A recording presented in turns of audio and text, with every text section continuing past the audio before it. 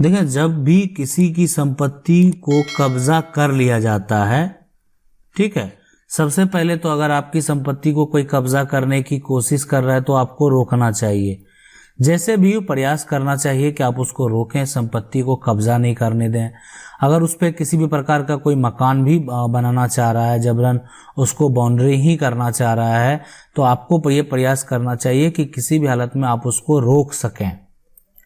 वो करने से जो है, ताकि देखें जब क्या होगा कि कब्जा कर लेगा, इस पे मकान बना लेगा, ठीक है, या उस पे जो है बाउंड्री कर देगा, तो इस तरह से या मकान बना के रहने लगेगा, तो इसमें आप अगर लापरवाही करेंगे, ठीक है, आपकी संपत्ति है, आपको मिलेगा, लेकिन आपको कानूनी प्रक्रिया से फिर आपको जो है गुजरना होगा।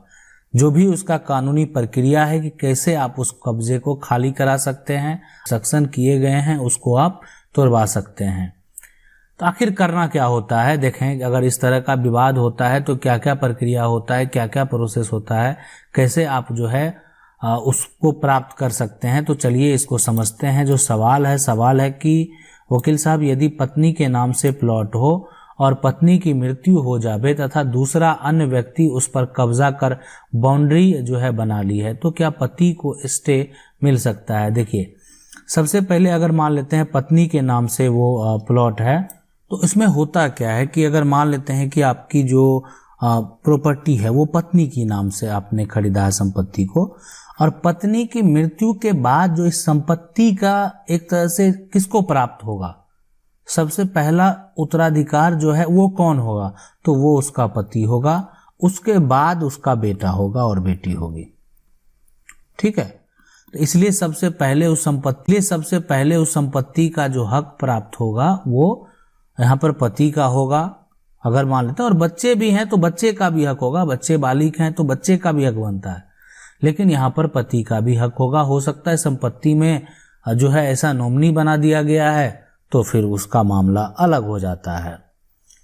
अब है कि अगर आपका पत्नी के नाम से संपत्ति है, उनकी मृत्यु हो जाती है, अगर कोई व्यक्ति कब्जा भी कर लेता है संपत्ति को, बाउंड्री भी बना लेता है, तो बिल्कुल आप स्टे ऑर्डर ले सकते हैं। आप उस संपत्ति के लिए आपको ही इसका मालिकाना हक है। अब पत्नी के बाद जो इस संपत्ति का जो अधिकार होगा वो आपका होगा, पति का होगा।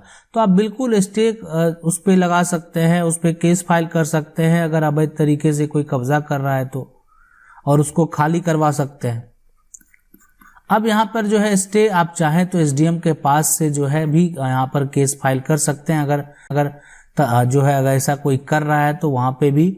और साथ में अगर आप चाहेंगे बाउंड्री बना के अगर कब्जा कर लिया है तो उसको आप हटाना चाहते हैं तो सिविल कोर्ट भी इसके लिए जो आप जा सकते हैं। सवाल है, नमस्कार सर, मेरा पैतृक संपत्ति जो है बाबा मेरे पिता को रजिस्टर बैनामा कर दिया जो है, इसलिए ये संपत्ति मेरे पिता के लिए जो है अर्जित हो गई, और मेरे पिता ने यह संपत्ति मेरे छोटे भाई को रजिस्टर वसीयत कर दी है, तो इसमें मुझको हक मिल सकता है। सबसे पहली बात कि पैतृक कोई भी संपत्ति किसी भी परिवार को रजिस्टर नहीं किया जा सकता है, उसका मान्यता जो है वो शून्य है, ठीक है। तो अगर ऐसा कोई किया गया है, हाँ, रही बात हक प्राप्त की, बिल्कुल आप हक प्राप्त कर सकते हैं। जब वो संपत्ति जो पैतृक है वो किसी को रजिस्टर करना ही अवैध होता है, वो शून्य माना जाता है, आप केस फाइल करेंगे वो जो है खारिज वो तरह से जाएगा, ठीक है, कैंसिल हो जाएगा। तो जब वो मान्यता ही नहीं है तो उसको किसी को देना, किसी को वसीयत करना, आप उस पैतृक संपत्ति को अर्जित जो है आप अपने वंशज में नहीं बना सकते। आप जो है मान लेते हैं कि कोई आप एक बेटे को देना चाहता है तो वो अपनी उसकी पत्नी को दे दे, तो वो एक अलग मामला हो जाएगा। लेकिन वहां पर जो है अगर किसी एक को वो दिया जा रहा है ना, अब वो अपने एक बाबा जो है वो पिता को ही रजिस्टर कर देते हैं जबकि संपत्ति पैतृक है, तो वो ऐसे ही मान्य होगा। पिता तो ऐसे ही उस संपत्ति के हकदार हैं, और पिता अगर उसको अर्जित समझ रहे हैं तो यहाँ पे वो, हाँ, लेकिन कानूनी प्रक्रिया में आपको जाना होगा, आप हक प्राप्त कर सकते हैं। सवाल है कि मकान खरीदने और रजिस्ट्री कराने के बाद मालिक बनने के लिए क्या करना पड़ता है। देखिए, मान लेते हैं कि आपने ये मकान को जो है खरीद लिया, ठीक है, मकान को खरीद लिया। आपका एक रजिस्ट्री का डॉक्यूमेंट आपको मिला। उसके बाद क्या होता है कि ये मकान जो है वो सरकार को, जो व्यक्ति पहले टैक्स दे रहा होगा मकान का, जो भी लैंड का टैक्स होगा, या आप शहर में मकान खरीदते हैं तो हो सकता है वहां नगर निगम का भी जो है टैक्स होता होगा, तो जो भी आप टैक्स दे रहे हैं, तो सबसे पहले क्या करना है कि आप उस रजिस्ट्री डॉक्यूमेंट के आधार पे आप जो है पहले जो टैक्स दे रहा था उसका नाम को हटाकर अपना नाम जो है वो दर्ज करेंगे, और ये प्रक्रिया होता है दाखिल खारिज का। ठीक है, तो ये दाखिल खारिज जो है वो अगर आप करा लेते हैं ना तो वो बेहद जरूरी होता है। सिर्फ रजिस्ट्री के डॉक्यूमेंट को लेकर आप संपत्ति का मालिक नहीं बन सकते हैं, आपको उसका दाखिल खारिज कराना होगा। मतलब जो पहले से जो टैक्स दे रहा था उसके नाम को हटाकर आपको अपना नाम जो है वहां पे जोड़ना होगा।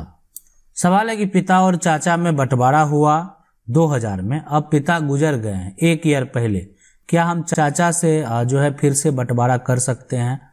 यहाँ पर जो है संपत्ति दादा से प्राप्त है। देखिए, अगर पिता का जो आपका बंटवारा 2000 ईस्वी में हुआ ना, वो रजिस्टर्ड तरीके से हुआ, तो आप इतना आसान नहीं होता है कि बार बार आप बंटवारा तो नहीं करेंगे।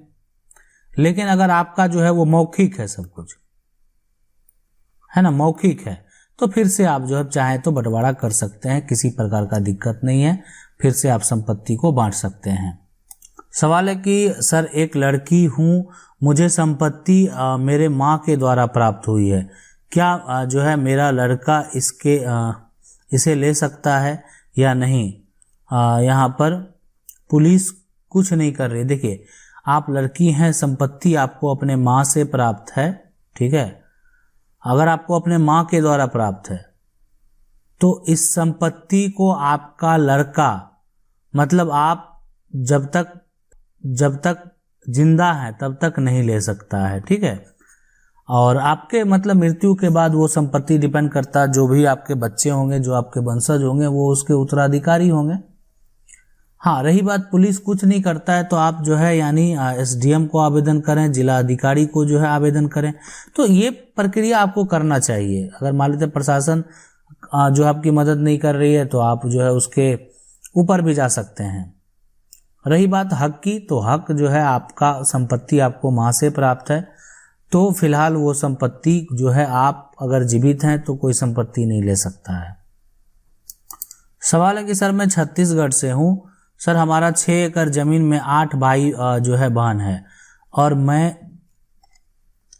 हिस्सेदार हूँ, अभी बंटवारा नहीं हुआ है, और मेरे जो है यहाँ पर बड़ा भाई मुझे जो बंजर जमीन दिया है अभी बोने, और अभी अच्छी जमीन को 2 साल के लिए जो है 2 साल के लिए बेच दिया है, तो क्या मैं जो है फोर्सफुली अच्छी जमीन अपने हिस्से जो है वो बो सकता हूँ? देखिए, फोर्सफुली करने का क्या जरूरत है? आप मान लेते हैं 8 भाई हैं, आपका जो भी संपत्ति है 6 एकड़ मान लेते हैं ये संपत्ति है ना, तो 6 एकड़ संपत्ति में आप अगर यहाँ पर देखें कि टोटल अगर ये जो है आपका 2 3 4 5 6 7 8 टुकड़ा होता है, तो आप इसमें से एक के तो हिस्सेदार हैं। अब अगर कोई बंजर है तो उसमें सभी का हक होगा, ऐसा नहीं है कि सिर्फ आपका होगा। बंजर है तो सभी के लिए है, कोई एक भाई ऐसा नहीं किसी को एक को बंजर दे दे और ये नहीं दे। इसलिए जो भी संपत्ति है, मान लेते हैं कोई जमीन ऐसा होगा जो रोड से लगा हुआ, तो इसमें सभी को हिस्सा मिलेगा। तो इसलिए इस पे जो है आप यहाँ पर, अब ये है कि आप उस पे कोई भी काम फोर्सफुली करने से अच्छा है कि आप उसका पार्टीशन कर लें, ठीक है। आप अगर ग्रामीण क्षेत्र से बिलोंग करते हैं तो ग्राम पंचायत स्तर पे कर लें, आप चाहें तो जो है आप जिला अधिकारी को या एसडीएम जो है एडीएम को आवेदन कर सकते हैं। लेकिन अगर नहीं यहाँ से सॉल्यूशन निकलता है तो आप पार्टीशन सूट करके संपत्ति में हक प्राप्त कर सकते हैं। तो लेकिन जो आपका हक होगा वो सभी जगह जो है सभी का समान होगा, इसलिए जैसा भी संपत्ति है वो सबको अपना बराबर बराबर मिलेगा। ये कानूनी तरीका है, मौखिक तरीका से लोग आपस में जो भी समझौता करते होंगे, लेकिन कानूनी तरीका जो है वो यही है। सवाल है कि पैतृक संपत्ति को एक भाई बेच देता है, सर्वे में हमारा जो है हक भी दूसरे का हो जाएगा। तो बिल्कुल, अगर यहाँ पे बात करें, अगर मान लेते हैं कि ये पूरी प्रॉपर्टी है, उसमें से अगर 2 भाई हैं, है ना, 2 भाई हैं, अब एक भाई इतना पार्ट जो है वो बेच दिया, अब यहाँ पे दोनों का हक 50-50 होगा, है ना। तो अब अगर दोबारा जो है एक तरह से सर्वे अगर होता है, तो अगर इस बात को आपका संपत्ति अलग अलग नहीं हुआ है, तो ये दोनों भाई के नाम से सर्वे हो जाएगा। फिर इसमें भी ये संपत्ति यानी टोटल जो बचा हुआ संपत्ति में वो 50 ले लेगा। तो इसीलिए आपको प्रयास करना चाहिए कि आपका दोनों भाई का संपत्ति अलग अलग हो जाए। इससे होगा क्या कि अगर कोई भी भाई अपना हिस्से की संपत्ति इतना बेच चुका है, तो बाकी इसी पे इसका अधिकार होगा और शेष जो है इस पे किसी प्रकार का अधिकार नहीं होगा। तो इसीलिए आप जो है एक दस्तावेज तैयार करके अपने संपत्ति को जो है अलग कर लें। नहीं तो दूसरा विकल्प तो पार्टीशन सूट है ही। अगर लोग नहीं मान रहे हैं, परिवार के लोग नहीं मान रहे हैं, आपकी बातों से वो सहमति नहीं दे रहे हैं, आपको संपत्ति नहीं देना चाह रहे हैं, तो आप पार्टीशन सूट जो है सिविल कोर्ट से कर सकते हैं। आशा करते हैं वीडियो अच्छा लगा होगा। वीडियो अच्छा लगा वीडियो को लाइक जरूर कर दें। चैनल को पहली बार देख रहे हैं सब्सक्राइब करके जो बेल आइकन है उसको